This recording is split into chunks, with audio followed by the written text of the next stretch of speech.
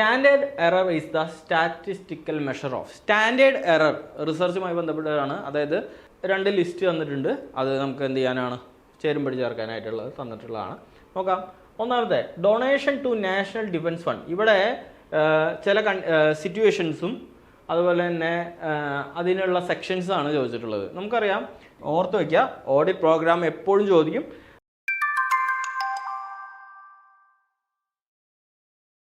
Hi students, welcome to competitive cracker. എൻ്റെ പേര് അർജുൻ. നമ്മൾ ഇന്ന് വന്നിരിക്കുന്നത് നെറ്റ് കൊമേഴ്സുമായി ബന്ധപ്പെട്ട പ്രീവിയസ് ഇയർ ക്വസ്റ്റ്യൻസ് ഡിസ്കസ് ചെയ്യാനായിട്ടാണ്. കഴിഞ്ഞൊരു 3 കൊല്ലത്തെ ക്വസ്റ്റ്യൻ പേപ്പറിൽ നിന്ന് വന്നിട്ടുള്ള പ്രധാനപ്പെട്ട ക്വസ്റ്റ്യൻസ് ആണ് നമ്മൾ ഡിസ്കസ് ചെയ്യുന്നത്. നേരെ വീഡിയോയിലേക്ക് പോവാം. ആദ്യത്തെ question 1. A coefficient of correlation. നമുക്കറിയാം കോറിലേഷൻ എന്താ അറിയാം, കോഎഫിഷ്യൻ്റ് ഓഫ് കോറിലേഷൻ അറിയാം. Having A value of +0.87 implies that. നമുക്കറിയാം കോഎഫിഷ്യൻ്റ് ഓഫ് കോറിലേഷൻ വാല്യൂ ചെയ്യുന്നത് എവിടെ മുതൽ എവിടെ വരെയാണ്.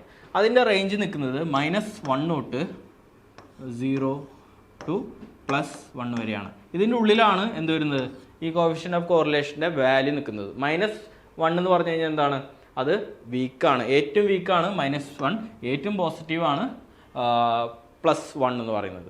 മിഡിലാണെങ്കിൽ അത് എന്താണ്, കോറിലേഷൻ നില്ലാണെന്നുള്ളതാണ്, 0 ആണെന്നുള്ളതാണ്. ഓക്കെ, അപ്പോൾ ഇതാണ് അതിൻ്റെ റേഞ്ച് എന്ന് പറയുന്നത്. -1 തൊട്ട് +1 വരെ. മൈനസ് ആവും തോറും അത് വീക്കായി വരും, പ്ലസ് ആവും തോറും അത് സ്ട്രോങ് ആയിട്ട് വരും. അപ്പോൾ ഇവിടെ +0.87 എന്ന് പറഞ്ഞു കഴിഞ്ഞാൽ ഏകദേശം ഈ +1ൻ്റെ അടുത്താണ് അല്ലേ. ഇനിയൊരു 0.13 കൂടി വന്നു കഴിഞ്ഞാൽ +1 ആയി. അപ്പോൾ ഒരു ഹൈ എൻഡിലാണ്, സ്ട്രോങ് ആയിട്ടുള്ള ഒരു ഏരിയയിലാണ്. അപ്പോൾ നമുക്ക് എന്തായിരിക്കും വരിക, the coefficient correlation is strong and positive എന്ന് നമുക്ക് മനസ്സിലാക്കാനായിട്ട് സാധിക്കും. അപ്പോൾ ഈ റേഞ്ച് മനസ്സിലാക്കി വെക്കുക. ഈ റേഞ്ച് വെച്ചുകൊണ്ട് പല ചോദ്യങ്ങളും ചോദിക്കാറുണ്ട്, അത് ശ്രദ്ധിക്കുക. ഓക്കെ, ഇനി അടുത്തൊരു ക്വസ്റ്റ്യൻ നോക്കാം. അടുത്ത ക്വസ്റ്റ്യനിലേക്ക് പോവാം. The standard error is the statistical measure of. Standard error റിസർച്ചുമായി ബന്ധപ്പെട്ടതാണ്. അതായത് സ്റ്റാറ്റിസ്റ്റിക്കിൽ സ്റ്റാൻഡേർഡ് എറർ എന്ന് പറഞ്ഞു കഴിഞ്ഞാൽ എന്താണെന്നാണ് ചോദിച്ചിട്ടുള്ളത്. നമുക്കറിയാം പോപ്പുലേഷൻ മീനും അതുപോലെ തന്നെ നമ്മുടെ ഇൻഡിവിജ്വൽ ആയിട്ടുള്ള മീനും, അതായത് സാമ്പിളും പോപ്പുലേഷൻ എന്ന് പറഞ്ഞാൽ മൊത്തമുള്ള ആളുകളുടെ എണ്ണം, സാമ്പിൾ എന്ന് പറഞ്ഞാൽ പോപ്പുലേഷൻ എടുത്തുള്ള ചെറിയൊരു ഗ്രൂപ്പ് ഓഫ് ആൾക്കാർ. അപ്പോൾ രണ്ടിൻ്റെയും മീൻ കണ്ടുപിടിക്കുന്ന സമയത്ത്, മീൻ എന്താണെന്ന് അറിയാം. രണ്ടിൻ്റെയും മീൻ കണ്ടുപിടിക്കുന്ന സമയത്ത് ആ മീൻ തമ്മിലുള്ള ഡിഫറൻസിനെയാണ് നമ്മൾ എന്താ പറയുക, സ്റ്റാൻഡേർഡ് എറർ എന്ന് പറയാം. ഓക്കെ, അപ്പോൾ അങ്ങനെ നോക്കുന്ന സമയത്ത് എന്താണ്, the extent to which a sample mean is likely to differ from the population mean. അപ്പോൾ സാമ്പിൾ മീനിൽ നിന്നും പോപ്പുലേഷൻ മീനിൽ നിന്നുള്ള ഡിഫറൻസ്. ഇനി മീൻ കണ്ടുപിടിക്കാൻ അറിയാത്തവർക്ക് പറഞ്ഞു തരാം. എന്താണ്, σx/n ആണ് എന്ത്, മീൻ എന്ന് പറയുന്നത്. ഓക്കെ, അപ്പോൾ മൊത്തം എത്രയാണോ അതിൻ്റെ ഡാറ്റ, അത് ഡിവൈഡഡ് ബൈ പോപ്പുലേഷൻ്റെ നമ്പർ. ഓക്കെ, അപ്പോൾ പോപ്പുലേഷൻ്റെ മീൻ കിട്ടും, ഡാറ്റ എത്രയാണോ അതിൻ്റെ സാമ്പിളിൻ്റെ നമ്പർ, അപ്പോൾ എന്ത് കിട്ടും, സാമ്പിളിൻ്റെ മീൻ കിട്ടും. ഈ രണ്ട് മീനും സെയിം ആണെങ്കിൽ അവിടെ സ്റ്റാൻഡേർഡ് എറർ ഇല്ല. അതല്ല, അവ തമ്മിൽ വ്യത്യാസങ്ങളുണ്ടെങ്കിൽ ആ വ്യത്യാസത്തിനെ പറയുന്ന പേരാണ് സ്റ്റാൻഡേർഡ് എറർ എന്ന് പറയുന്നത്. ഓക്കെ, സോ ഓപ്ഷൻ 2 ആണ് ഇവിടുത്തെ ശരിയായിട്ടുള്ള ഉത്തരം. ഇനി അടുത്ത ചോദ്യം. The banks where in a majority of depositors are non residents are called. ഒരു ബാങ്ക്, ആ ബാങ്കിൽ മെജോറിറ്റി ഓഫ് ഡെപ്പോസിറ്റർ, ആ പൈസ ഇട്ടിട്ടുള്ള മെജോറിറ്റി ഓഫ് ആൾക്കാരും ഇന്ത്യയിലുള്ള ഒരു ബാങ്കൊക്കെ ഇന്ത്യയിലുള്ള ആൾക്കാരല്ല, അവർ വിദേശത്തുള്ള ആൾക്കാരാണെങ്കിൽ അത്തരം ബാങ്കുകളെ നമ്മൾ എന്താണ് വിളിക്കുക എന്നുള്ളതാണ് ചോദ്യം. ക്രോസ് പേയ്മെൻറ്റ് ബാങ്ക് ആണോ, കറൻസി ബാങ്ക്സ് ആണോ, ഫോറിൻ ബാങ്ക്സ് ആണോ, ഓഫ് ഷോർ ബാങ്ക്സ് ആണോ എന്നുള്ളതാണ് ചോദ്യം. നമ്മുടെ ശരിയായിട്ടുള്ള ഉത്തരം ഓഫ് ഷോർ ബാങ്ക് ആണ്. ഓഫ് ഷോർ ബാങ്കുകളാണ് എന്ത്, അതിലുള്ള ഡെപ്പോസിറ്റേഴ്സ് എല്ലാം പുറത്തുള്ളവരായിരിക്കും, നമ്മുടെ നോൺ റെസിഡൻ്റ് ആയിട്ടുള്ള ആൾക്കാരായിരിക്കും അതിൽ കൂടുതൽ ഇൻവെസ്റ്റ് ചെയ്യുക. അതുകൊണ്ടാണ് അതിനെ ഓഫ് ഷോർ എന്ന് വിളിക്കുന്നത്, മറുകരയിലാണ്. ഓക്കെ, അപ്പോൾ ഓപ്ഷൻ ഡി ആണ് അതിൻ്റെ ശരിയായിട്ടുള്ള ഉത്തരം. ഇനി അടുത്ത് 2 ലിസ്റ്റ് തന്നിട്ടുണ്ട്, അത് നമുക്ക് എന്ത് ചെയ്യാനാണ്, ചേരുംപടി ചേർക്കാനായിട്ടുള്ളത് തന്നിട്ടുള്ളതാണ്. നോക്കാം. ഒന്നാമത്തെ donation to national defence fund. ഇവിടെ ചില സിറ്റുവേഷൻസും അതുപോലെ തന്നെ അതിനുള്ള സെക്ഷൻസാണ് ചോദിച്ചിട്ടുള്ളത്. നമുക്കറിയാം ഡിഫൻസ് ഫണ്ട്, നാഷണൽ ഡിഫൻസ് ഫണ്ടിലേക്ക് നമ്മൾ എത്ര പൈസ നിക്ഷേപിക്കുന്നുണ്ടോ അത്രയും പൈസയ്ക്ക് നമുക്ക് ടാക്സ് അടയ്ക്കേണ്ടത് ആവശ്യം വരുന്നില്ല. അത് എക്സംപ്റ്റഡ് ആണ്, 100% ഡിഡക്ഷൻ നമുക്ക് ലഭിക്കുന്നുണ്ട്. സോ എന്താണ്, നേരെ 100% ഡിഡക്ഷൻ നമുക്ക് ലഭിക്കുന്നതാണ്. ഇനി ഹെഡ്ജിങ് ഓഫ് ടാക്സ് എന്ന് പറഞ്ഞാൽ എന്താണ്? ഹെഡ്ജിങ് ഓഫ് ടാക്സ് എന്ന് പറഞ്ഞാൽ ടാക്സ് ഒഴിവാക്കാനായിട്ട് നമ്മൾ എന്ത് ചെയ്യാണ്, നമ്മുടെ ഇൻകം ടാക്സിലുള്ള നിയമങ്ങളിലെ ലൂപ്പ് ഹോൾസ് ഉപയോഗിച്ചുകൊണ്ട് എന്ത് ചെയ്യാണ്, നമ്മൾ ടാക്സിനെ അവോയ്ഡ് ചെയ്യാണ്. അപ്പോൾ ഹെഡ്ജിങ് ചെയ്യുന്നത് ടാക്സ് അവോയ്ഡൻസിലാണ്. ഓക്കെ, അത് സത്യം പറഞ്ഞാൽ എന്താണ്, നമ്മുടെ ഇൻകം ടാക്സിലുള്ള ലൂപ്പ് ഹോൾസ് ഉപയോഗിച്ചുകൊണ്ട് ടാക്സ് അടയ്ക്കുന്നത് കുറയ്ക്കുക അല്ലെങ്കിൽ ടാക്സ് അടയ്ക്കാതെ ഇരിക്കുക, അങ്ങനെയാണ് എന്ത് ടാക്സ് അവോയ്ഡൻസ് വരുന്നത്. ഇനി കംപ്ലൈൻസ് വിത്ത് ലീഗൽ ഫോർമാലിറ്റീസ്, നമ്മുടെ ലീഗൽ ഫോർമാലിറ്റീസ് ബേസ് ചെയ്തുകൊണ്ട് ടാക്സ് മാനേജ്മെൻ്റ് ആണ് ഇവിടെ ചെയ്യുന്നത്. ഓക്കെ, നിയമം വെച്ചുകൊണ്ട് എന്ത് ചെയ്യാണ്, ടാക്സിനെ മാനേജ് ചെയ്യാണ് ചെയ്യുന്നത്. ഇനി permanent account number, PAN number നമുക്ക് എല്ലാവർക്കും ഉണ്ടാവും. പാൻ നമ്പർ എന്ന് പറഞ്ഞു കഴിഞ്ഞാൽ അത് ഇൻകം ടാക്സ് അതോറിറ്റി ഇഷ്യൂ ചെയ്യുന്നൊരു ഐഡൻറ്റിറ്റി കാർഡുമാണ് നമ്പറുമാണ്. ആ പാൻ ഇഷ്യൂ ചെയ്യുന്നത് as per section 140 subsection A ആണ് ഇൻകം ടാക്സ് ആക്ട് പ്രകാരം. സോ ഇതിൽ കറക്റ്റായിട്ടുള്ള കോമ്പിനേഷൻ വരുന്നത് ഓപ്ഷൻ ബി ആണ്. ഓക്കെ, ഓപ്ഷൻ ബി ആണ് ശരിയായിട്ടുള്ള ഉത്തരം. ഇനി നോക്കാം, അടുത്തൊരു ക്വസ്റ്റ്യൻ നോക്കാം. 5ാമത്തെ question, arrange the following negotiation rounds of WTO, world trade organisation. നമുക്കറിയാം വേൾഡ് ട്രേഡ് ഓർഗനൈസേഷനെ പറ്റി. അപ്പോൾ അവർ മീറ്റിങ്സ് കൂടാറുണ്ട്. മീറ്റിങ്സ് കൂടുന്നതിനെ അവരുടെ മെമ്പർ കൺട്രീസ് എല്ലാം കൂടിയിട്ട് മീറ്റിങ്സ് കൂടാറുണ്ട്. അതിനെ റൗണ്ട് എന്നാണ് അറിയപ്പെടുക. അപ്പോൾ പല റൗണ്ട്സ് നടന്നിട്ടുണ്ട് ഈ WTOൻ്റെ പേരിൽ. അപ്പോൾ ഇവിടെ 5 റൗണ്ട്സിൻ്റെ പേര് കൊടുത്തിട്ടുണ്ട്. Uruguay round, Geneva, Kennedy, Doha, Tokyo rounds. ഇതിനെ റിവേഴ്സ് ക്രോണോളജിക്കൽ ഓർഡറിലാക്കാനാണ് പറഞ്ഞിട്ടുള്ളത്. റിവേഴ്സ് ക്രോണോളജിക്കൽ ഓർഡർ ആണെങ്കിൽ ആദ്യം നടന്നത് ആദ്യം, പിന്നെ അങ്ങനെ. ഇത് അവസാനം നടന്നത് ആദ്യം എന്ന രീതിയിൽ അറേഞ്ച് ചെയ്യാനായിട്ടാണ് പറഞ്ഞിട്ടുള്ളത്. അങ്ങനെ അറേഞ്ച് ചെയ്യുന്ന സമയത്ത് ഏത് വരും, ആദ്യം ദോഹ ആണ് വരിക. ദോഹയാണ് ഏറ്റവും അവസാനം നടന്നിട്ടുള്ളത്. അതുപോലെ തന്നെ ഉറുഗ്വേ, അത് കഴിഞ്ഞ ഉറുഗ്വേ, ഇവിടെ ബി ആണ് ശരിയായിട്ടുള്ള ഉത്തരം. ഉറുഗ്വേ കഴിഞ്ഞാൽ ടോക്കിയോയ്ക്ക് മുന്നേ കെനഡി റൗണ്ടാണ്, കെനഡിക്ക് മുന്നേ ജനീവ റൗണ്ട്. ഓക്കെ, അപ്പോൾ ഈ പ്രധാനപ്പെട്ട റൗണ്ട്സ്, അതിൽ എടുത്തുള്ള പ്രധാനപ്പെട്ട തീരുമാനങ്ങൾ നമ്മൾ മനസ്സിലാക്കണം വേൾഡ് ട്രേഡ് ഓർഗനൈസേഷനെ സംബന്ധിച്ച് നോക്കുന്ന സമയത്ത്. ഓക്കെ, ഓപ്ഷൻ ബി ആണ് നമ്മുടെ ശരിയായിട്ടുള്ള ഉത്തരം. ഇനി 6ാമത്തെ ചോദ്യം നോക്കാം. Tax holiday under the income tax act 1961 has been used in the context of which one of the following. നമുക്ക് ടാക്സ് ഹോളിഡേ എന്ന് പറഞ്ഞു കഴിഞ്ഞാൽ ഇപ്പോൾ ഒരു കമ്പനി, ആ കമ്പനിക്ക് ഒരു സമയപരിധി, ഒരു കമ്പനി ആവാം ഇൻഡിവിജ്വൽ ആവാം, ഒരു സമയപരിധി കൊടുക്കുകയാണ്. അതിൻ്റെ ഉള്ളിൽ അയാൾക്ക് ടാക്സ് അടയ്ക്കേണ്ട എന്ന് ഇൻകം ടാക്സ് അതോറിറ്റി അനുവാദം നൽകുകയാണ്. അത് സ്പെഷ്യൽ പ്രൊവിഷൻ പ്രകാരമൊക്കെ ആയിരിക്കും, അവരുടെ സ്പെഷ്യൽ സിറ്റുവേഷൻ പ്രകാരമൊക്കെ ആയിരിക്കും അവർക്ക് ടാക്സ് അടയ്ക്കേണ്ട എന്നുള്ളൊരു നിർദ്ദേശം ഇൻകം ടാക്സ് അതോറിറ്റി എന്ന് വരാണ്. അപ്പോൾ ആ അടയ്ക്കേണ്ടാത്ത കാലാവധിനെയാണ് നമ്മൾ ടാക്സ് ഹോളിഡേ എന്ന് പറയുന്നത്. അത് ആസ് പെർ സെക്ഷൻ 81A അത് വരുന്നത്. ഏത് ടാക്സ് ഹോളിഡേ എന്നുള്ള ടേം വരുന്നത്. സോ അതും ഓർത്ത് വയ്ക്കുക. ഇനി അടുത്ത ചോദ്യം നോക്കാം. Which one of the following is A myth about rural market. നമ്മുടെ റൂറൽ മാർക്കറ്റിനെ പറ്റി, ഗ്രാമീണ മാർക്കറ്റിനെ പറ്റിയിട്ട് ഉള്ള ഒരു മിത്ത്, അതായത് ഒരു തെറ്റിദ്ധാരണയുണ്ട്. ആ തെറ്റിദ്ധാരണ എന്താണെന്നാണ് ചോദിച്ചിട്ടുള്ളത്. നോക്കാം. All villages are not equally populated. ശരിയല്ലേ? നമ്മുടെ രാജ്യത്തുള്ള എല്ലാ വില്ലേജസും ഈക്വലി പോപ്പുലേറ്റഡ് ആണോ? അല്ല, ഡിഫറെൻ്റ് ആണ്. ശരിയാണ്, ഇത് ശരിയാണ്. The rural bank buyers are a heterogeneous lot. അതായത് റൂറൽ ബയേഴ്സ് ഹെട്രോജീനിയസ് ആണ്, ഹോമോജീനിയസ് അല്ല, അവർ ഹെട്രോജീനിയസ് ആണ്. അതായത് റൂറൽ ഒരു മാർക്കറ്റ് എടുത്തു കഴിഞ്ഞാൽ അവരെല്ലാവരും ഒരുപോലെ ഒരേ രീതിയിൽ പർച്ചേസ് ചെയ്യുന്നവരല്ല, ഒരേ പ്രൊഡക്റ്റുകൾ വാങ്ങുന്നവരല്ല, അവർ വ്യത്യസ്തമായ പ്രൊഡക്റ്റുകൾ വാങ്ങുന്നവരാണ്, വ്യത്യസ്തമായിട്ടുള്ള ബൈയിങ് കപ്പാസിറ്റി ഉള്ളവരാണ്, വ്യത്യസ്ത പ്രൊഡക്റ്റുകൾ പ്രിഫർ ചെയ്യുന്നവരാണ്. അതുകൊണ്ട് തന്നെ അവരെന്താണ്, ഹെട്രോജീനിയസ് തന്നെയാണ്. ഹെട്രോജീനിയസ് ആണെന്ന് പരസ്പരം വ്യത്യസ്തമായ ചിന്തകളുള്ള, വ്യത്യസ്തമായ സ്വഭാവമുള്ള ആളുകളാണ്. ഇനി 3ാമത്തെ, rural buyers are able to discriminate between products and brands. Yes, of course. കാരണം നമ്മുടെ റൂറൽ മാർക്കറ്റ് എന്ന് പറഞ്ഞാൽ ഇപ്പോൾ എന്താണ്, എല്ലാവർക്കും എല്ലാ പ്രൊഡക്റ്റിനെ പറ്റിയും അറിയാം. അവർ സോപ്പ് വാങ്ങുന്നുണ്ടെങ്കിൽ അവർ പ്രിഫർ ചെയ്യുന്ന ബ്രാൻഡുകൾ ഉണ്ടായിരിക്കും. അവർ അവെയറാണ്, ഇതിനെപ്പറ്റിയൊക്കെ അവെയറാണ്. അവർക്ക് പത്രങ്ങൾ വഴി, റേഡിയോസ് വഴി, ടെലിവിഷൻ വഴി, ഇൻ്റർനെറ്റ് വഴി എല്ലാ ബ്രാൻഡുകളെ പറ്റിയും അതുപോലെ തന്നെ പ്രൊഡക്റ്റിനെ പറ്റിയുള്ള അറിവ് അവർക്കുണ്ട്. അവരെ പരസ്പരം തിരിച്ചറിയാനുള്ള കഴിവും അവർക്കുണ്ട്. അത് ശരിയാണ്. ഇനി only low price product sell in rural market, ഇത് തെറ്റായിട്ടുള്ള ഒരു ധാരണയാണ്. അതായത് റൂറൽ മാർക്കറ്റിൽ പൈസ കുറഞ്ഞ പ്രൊഡക്റ്റുകൾ മാത്രമേ വിൽക്കപ്പെടൂ എന്നുള്ളത് തെറ്റായിട്ടുള്ള ഒരു മിത്താണ്. നമ്മൾ ഒരു തെറ്റിദ്ധാരണയാണ്, അതൊരു മിത്താണ്. അതുകൊണ്ട് ഇത് മാത്രമാണ് മിത്തായിട്ടുള്ളൂ, ബാക്കിയെല്ലാം ഇതിൽ ശരിയാണ്. സോ ഓപ്ഷൻ ഡി ആണ് നമ്മുടെ ശരിയായിട്ടുള്ള ഉത്തരം എന്ന് പറയുന്നത്. ഓക്കെ, ഇനി അടുത്തൊരു ചോദ്യം നോക്കാം, എട്ടാമത്തെ. In case of A warranty of the buyer can, warranty guarantee നമുക്കറിയാം അല്ലേ. ഗ്യാരണ്ടി എന്താണ്, വാറണ്ടി എന്താണ്? ഗ്യാരണ്ടി ആണെങ്കിൽ നമുക്കൊരു സാധനം വാങ്ങി അതിലെന്തെങ്കിലും ഡാമേജോ കേടുവരെയോ ചെയ്യുകയാണെങ്കിൽ അത് മാറ്റി പുതിയൊരു പ്രൊഡക്റ്റ് നമുക്ക് തരും. അതാണ് ഗ്യാരണ്ടിയിൽ ചെയ്യുന്നത്. നേരെ മറിച്ച് വാറണ്ടി ആണെങ്കിൽ നമുക്ക് ഉണ്ടാവുന്ന കേടുപാടുകളെ അവർ ശരിയാക്കി തരും, അവർ റിപ്പയർ ചെയ്ത് തരും. ഓക്കെ, സോ വാറണ്ടി ഇവിടെ എന്ത് ചെയ്യുന്നത്? റെപ്യൂഡേറ്റ് ദ കോൺട്രാക്ട് അല്ല, ക്ലെയിം ഡാമേജ് ഓൺലി, ശരിയല്ലേ? നമുക്കുണ്ടാകുന്ന ഡാമേജിന് അവർ നഷ്ടപരിഹാരം അല്ലെങ്കിൽ അത് ക്ലെയിം ചെയ്ത് തരും, അത് ശരിയാണ്. റിട്ടേൺ ദ ഗുഡ്സ് റിട്ടേൺ ചെയ്യുക, അത് ഗ്യാരണ്ടിയിലാണ് ചെയ്യുന്നത്.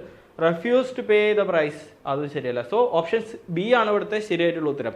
ക്ലെയിം ഡാമേജ് ഓൺലി, ഡാമേജുകൾ പരിഹരിക്കാൻ വാറണ്ടി സഹായിക്കുന്നു. ഇനി നമ്മുടെ കോഴ്സുകൾ, നെറ്റ് കൊമേഴ്സ് എക്സാം ഉടനെ തന്നെ വരികയാണ്, ഏകദേശം ഇനി ഒരു 30 ദിവസമേ ഉള്ളൂ. അപ്പോൾ ആ 30 ദിവസം കൃത്യമായി പഠിച്ചാൽ മാത്രമേ നമുക്ക് നെറ്റ് ക്രാക്ക് ചെയ്യാനായിട്ട് സാധിക്കുള്ളൂ. നമുക്കറിയാം, ചിലപ്പോൾ വൈകി പഠനം ആരംഭിച്ചവരുണ്ടാവും, നോട്ടിഫിക്കേഷൻ വന്നതിന് ശേഷം പഠനം ആരംഭിച്ചവരുണ്ടാവാം, ചിലർ കുറേ കാലമായിട്ട് പഠിക്കുന്നവരുണ്ടാവാം. അപ്പോൾ നിങ്ങൾക്ക് ഇനിയുള്ള ഒരു സമയം 30 ദിവസം എന്ന് പറഞ്ഞാൽ വളരെ ക്രൂഷ്യലാണ്. ഈ സമയത്ത് നമ്മുടെ പഠനം സിസ്റ്റമാറ്റിക് ആയിട്ട് ആയാൽ മാത്രമേ നമുക്ക് എന്ത് ചെയ്യാൻ സാധിക്കുള്ളൂ, നമുക്ക് നെറ്റ് ക്രാക്ക് ചെയ്യാനായിട്ട് സാധിക്കുള്ളൂ. ഒറ്റയ്ക്ക് പഠിക്കുന്ന സമയത്ത് നമുക്ക് ഒരുപാട് സമയം സ്പെൻഡ് ചെയ്യേണ്ടി വരുന്നു, നമുക്ക് നോട്ട് പ്രിപ്പയർ ചെയ്യാനായിട്ട്, അതുപോലെ തന്നെ നമ്മുടെ ഇൻഫർമേഷൻസ് കളക്ട് ചെയ്യാനായിട്ട്. പക്ഷേ നമ്മുടെ കോമ്പറ്റേറ്റീവ് ക്രാക്കർ നിങ്ങൾക്ക് വേണ്ടിയിട്ട് നെറ്റ് ക്രാക്ക് ചെയ്യാനായിട്ട് 30 ദിവസത്തെ ഒരു ക്രാഷ് കോഴ്സ് ഇൻട്രൊഡ്യൂസ് ചെയ്തിട്ടുണ്ട്. ഈ 30 ദിവസം കൊണ്ട് നമ്മൾ വെൽ പ്ലാൻഡ് ആയിട്ടാണ് നമ്മുടെ കോഴ്സ് മുന്നോട്ട് വെച്ചിട്ടുള്ളത്. ഈ 30 ദിവസത്തെ ഈ ക്രാഷ് കോഴ്സിൽ നിങ്ങൾ പങ്കെടുക്കുകയാണെങ്കിൽ നിങ്ങൾക്ക് PDF നോട്ട് ഡയറക്റ്റ് ആയിട്ട് നിങ്ങൾക്ക് കിട്ടുന്നതാണ്. ലൈവ് ക്ലാസ്സസ് ഉണ്ടായിരിക്കും, ഓരോ സിലബസിലെ ടോപ്പിക്കിനെ ബേസ് ചെയ്ത് ലൈവ് ക്ലാസ്സസ് ഉണ്ടായിരിക്കും, റെക്കോർഡഡ് ക്ലാസ്സുകൾ ഉണ്ടായിരിക്കും. അതുപോലെ തന്നെ എക്സാംസ്, മോഡൽ എക്സാംസ് നിങ്ങൾക്ക് കണ്ടക്ട് ചെയ്യുന്നതായിരിക്കും. അതുപോലെ നിങ്ങൾക്ക് എന്ത് ഡൗട്ട് ഉണ്ടെങ്കിലും ചോദിക്കാനായിട്ട് ഒരു വാട്സപ്പ് ഗ്രൂപ്പും നിങ്ങൾക്ക് 24 hour അവൈലബിൾ ആയിരിക്കും. അപ്പോൾ അങ്ങനെയുള്ള ഒരു ബെസ്റ്റ് ഓപ്ഷനാണ് നിങ്ങൾക്ക് നെറ്റ് കൊമേഴ്സ് പഠിക്കുന്നവർക്ക്. അപ്പോൾ നമ്മുടെ കോഴ്സിനെ പറ്റിയുള്ള വിശദമായ വിവരങ്ങൾ അറിയാനായിട്ട് നമ്മുടെ ഈ മുകളിൽ കാണുന്ന നമ്പറിലേക്ക് നിങ്ങൾക്ക് വിളിച്ച് ചോദിക്കാം. 9778826292 എന്നുള്ള നമ്പറിലേക്ക് വിളിച്ചാൽ അല്ലെങ്കിൽ വാട്സപ്പ് ചെയ്താലോ നമുക്ക് ഈ കോഴ്സിനെ പറ്റിയുള്ള പൂർണ്ണ വിവരം നിങ്ങൾക്ക് അറിയാനായിട്ട് സാധിക്കും. അപ്പോൾ ഇൻട്രസ്റ്റഡ് ആയിട്ടുള്ള കുട്ടികൾ നമ്മുടെ കോഴ്സിൽ ഉടൻ ജോയിൻ ചെയ്യുക, സമയം ഒട്ടും കളയാനായിട്ട് ഇല്ല. അടുത്ത ചോദ്യത്തിലേക്ക് പോവാം. 9ാമത്തെ ചോദ്യം. In fund flow statement which one of the following is not a valid statement? Fund flow സ്റ്റേറ്റ്മെന്റിൽ താഴെ പറയുന്നതിൽ ഏതാണ് വാലിഡ് ആയിട്ടുള്ള സ്റ്റേറ്റ്മെന്റ് അല്ലാത്തതെന്നാണ്, നോട്ട് എ വാലിഡ് സ്റ്റേറ്റ്മെന്റ് എന്നാണ് ചോദിച്ചിട്ടുള്ളത്. നോക്കുക, it is represent to know the total source of their use in year. ശരിയാണ്. എന്തൊക്കെയാണ് ഫണ്ട്സ്, എവിടെ നിന്നാണ് അതിൻ്റെ സോഴ്സ് എവിടെയാണെന്ന് അറിയാൻ വേണ്ടിയിട്ടാണ് ഇത് ഉപയോഗിക്കുന്നത്. Dividend received is A source of fund. Yes, ശരിയാണ്. ഡിവിഡൻഡ് കിട്ടുന്നത് അതൊരു സോഴ്സ് ഓഫ് ഫണ്ടാണ്, അത് ഫണ്ട് ഫ്ലോയിൽ നമുക്ക് കാണിക്കേണ്ടി വരും. It's preparation is at the description of the management. ശരിയാണ്, മാനേജ്മെൻറ്റാണ് തീരുമാനിക്കുക ഈ ഫണ്ട് ഫ്ലോ സ്റ്റേറ്റ്മെൻറ്റ് തയ്യാറാക്കണോ വേണ്ടതെന്നുള്ളത്. കമ്പനീസ് ആക്ടിൽ അത് ഉണ്ടാക്കണമെന്ന് നിർബന്ധം പറഞ്ഞിട്ടില്ല. ഇനി it is useful for external financial management, അത് തെറ്റായിട്ടുള്ള ഒരു സ്റ്റേറ്റ്മെൻ്റ് ആണ്.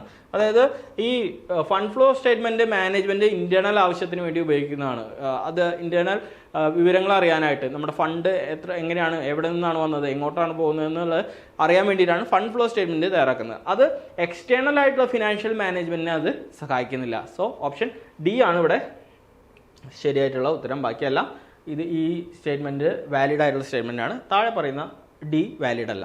ഇനി 10ാമത്തെ ചോദ്യം നോക്കാം.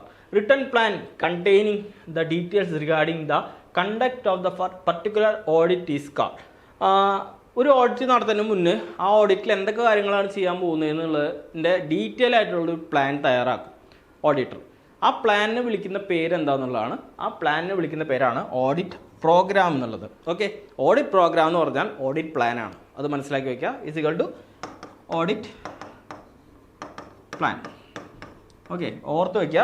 ഓഡിറ്റ് പ്രോഗ്രാം എപ്പോഴും ചോദിക്കും.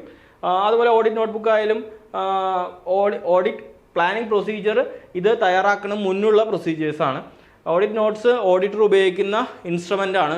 നോട്ട് ചെയ്ത് ഓഡിറ്റ് ചെയ്യുന്ന സമയത്ത് അതിൽ ഉണ്ടാകുന്ന പ്രധാനപ്പെട്ട കാര്യങ്ങൾ നോട്ട് ചെയ്യാൻ വേണ്ടി ഉപയോഗിക്കുന്ന ഒരു ഇൻസ്ട്രുമെൻ്റ് ആണ്.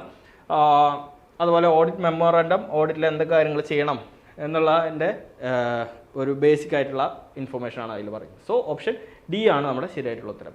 ഇനി 11ാമത്തെ ചോദ്യം, which of the following are correctly needed to claim exemptions in respect of HRA.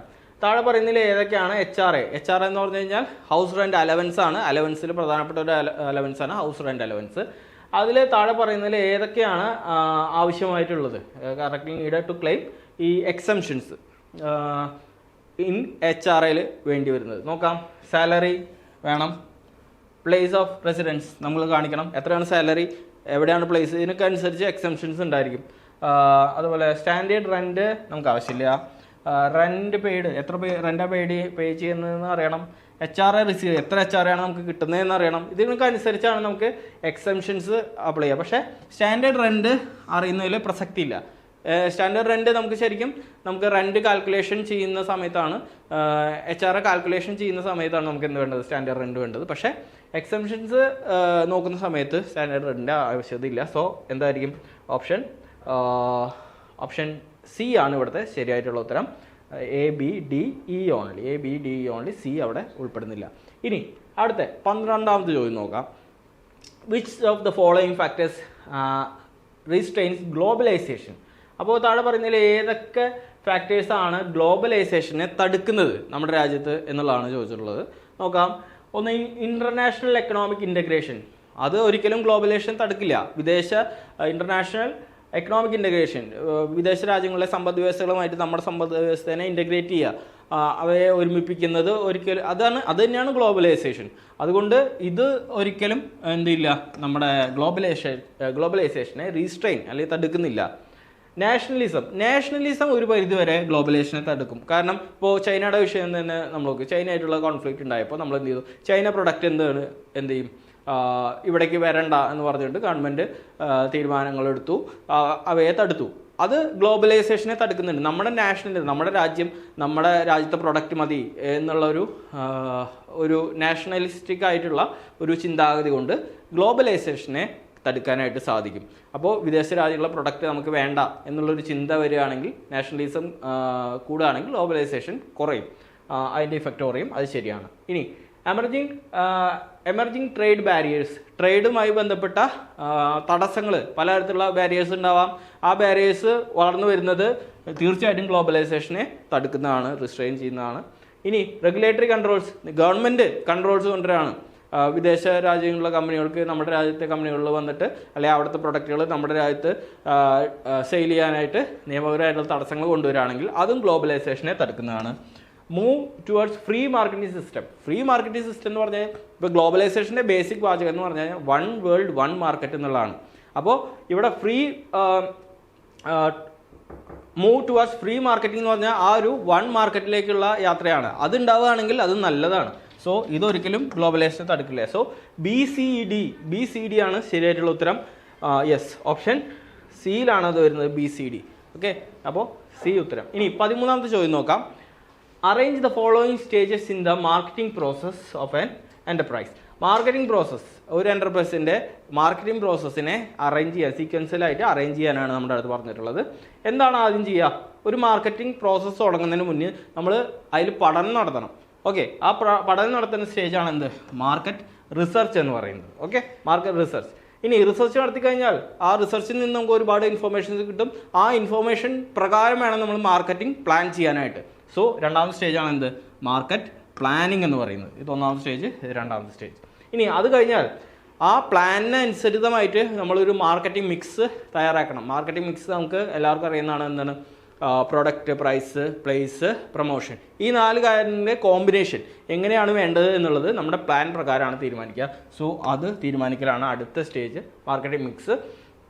ഇനി അത് കഴിഞ്ഞാൽ എന്താണ്, മാർക്കറ്റിംഗ് പ്രോഗ്രാം ഇംപ്ലിമെൻറ്റേഷൻ. ഇതൊക്കെ തീരുമാനിച്ചു കഴിഞ്ഞാൽ അത് ഇംപ്ലിമെൻറ്റ് ചെയ്യുക എന്നുള്ളതാണ്, മാർക്കറ്റിംഗ് പ്രോഗ്രാം ഇംപ്ലിമെൻറ്റ് ചെയ്യുക എന്നുള്ളതാണ് 4ാമത്തെ സ്റ്റേജ്. അത് കഴിഞ്ഞാൽ control and evaluation of marketing program. അത് ഇംപ്ലിമെൻറ്റ് ചെയ്ത് കഴിഞ്ഞാൽ നമ്മൾ എന്ത് ചെയ്യണം, അതിനെ കൺട്രോൾ ചെയ്യണം, അതിനെ ഇവാലുവേറ്റ് ചെയ്യണം. സോ ഓപ്ഷൻ എ ആണ് ഇവിടുത്തെ ശരിയായിട്ടുള്ള ഉത്തരം, ഓപ്ഷൻ എ. ഇനി 14ാമത്തെ ചോദ്യം നോക്കാം. Which one of the following is not true about authority.